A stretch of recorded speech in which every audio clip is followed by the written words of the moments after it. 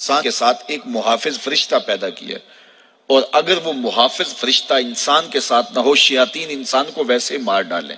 انسان کو قتل کر ڈالیں اگر اللہ نے حفاظت کے لیے فرشتہ معمور نہ کیا ہو۔ یہ انسان کے دشمن ہیں، اور انسان کو شیاطین راہ مستقیم سے ہٹانے کے لیے دن رات کوشش ہیں۔ پھر یہ اتنا مکار دشمن ہے، ہر ایک کو ایک لاٹھی سے نہیں ہانکتا، اسے پتہ ہے کہ کس کو کیسے بھٹکانا ہے۔ ایک شب زندہ دار جس کو سحری کے وقت اٹھ کے آنسو بہانے کا لطف ملتا ہے، اب شیطان اس کو کہے کہ سحری کے وقت اٹھا نہ کر، تو وہ شب زندہ دار جب اس کے آنسو مصلے میں جذب ہوتے ہیں اور وہ اترتے ہوئے آنکھوں سے آنسو اتنی لذت اسے دیتے ہیں کہ دنیا ما فیہا کی لذتیں ایک طرف اور یاد خدا میں رونا ایک طرف۔ اب شیطان کسی کو کہے کہ سحری کے وقت اٹھا نہ کر، تو کوئی شیطان کی یہ بات تھوڑی مانے گا، تو شیطان اسے یہ کہتا بھی نہیں ہے،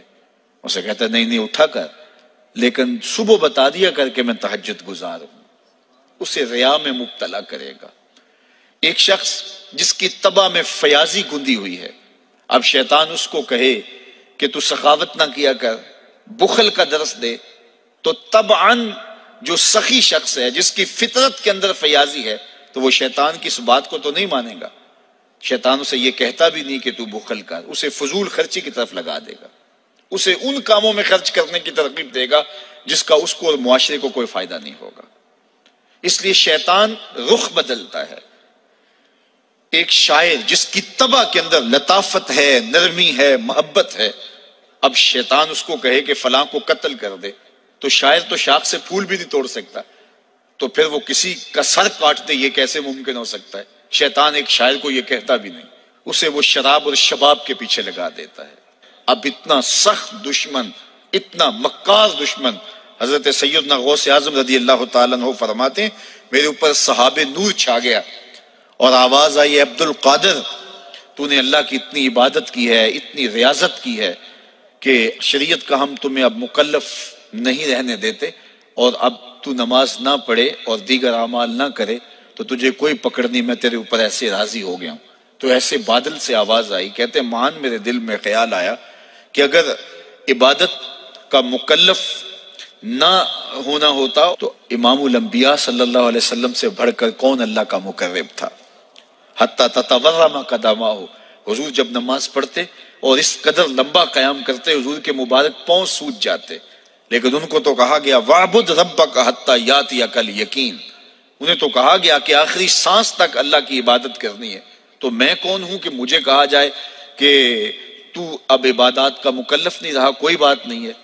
تو کہتے ہیں میں لا حول ولا قوت الا باللہ پڑھا تو وہ جو مجھے نور نظر آ رہا تھا وہ سیاہی میں بدل گیا۔ تو وہ ابلیس تھا جو اس رنگ میں مجھے بھٹکانا چاہتا تھا، کہا عبد القادر اس مرتبے پہ پہنچے ہوئے کتنے لوگوں کو میں نے گمراہ کر دیا، تیرے علم نے تجھے بچا لیا۔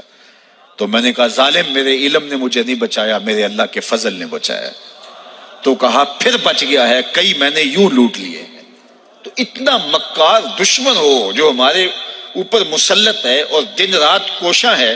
ہماری متاع عمل لوٹنے کے لیے، متاع ایمان لوٹنے کے لیے، تو پھر مجھے بتاؤ کہ ہم کیا غافل ہو کے بیٹھیں گے؟ ایسے ناپاک وجود کا مقابلہ کوئی آسان ہے جو ہماری متاع عمل لوٹتا ہے، متاع ایمان لوٹتا ہے، ہمیں عمل کرنے نہیں دیتا، کریں تو وسواس ڈال رہا ہوتا ہے، کر لیں تو ریا میں اور تکبر میں مبتلا کر کے، عجب میں مبتلا کر کے کیا ہوا عمل بھی لوٹ لیتا ہے۔ مجھے بتاؤ یہ کوئی جو ہے وہ سوکھا کام ہے کہ ہم مقابلہ کریں؟ اب ماہ صیام میں روزے سے بھوک بھی کاٹتے ہیں اور قرآن مجید کی تلاوت اور دیگر معمولات کے لیے ہمیں تنہائی بھی میسر آتی ہے، اور اسی طرح ہمیں روزے سے جو ہے وہ اپنی زبان کو کنٹرول کرنے کا درس بھی ملتا ہے۔ تو روزہ تمہاری زبان کا محافظ بن جاتا ہے، پھر روزہ تمہاری شہوات کے کنٹرول کا ذریعہ بن جاتا ہے، اور روزہ تنہائی کی وجہ سے اختلاط سے جو خرابیاں پیدا ہوتی ہیں ان سے تمہیں بچا لیتا ہے۔ تو گویا ماہ صیام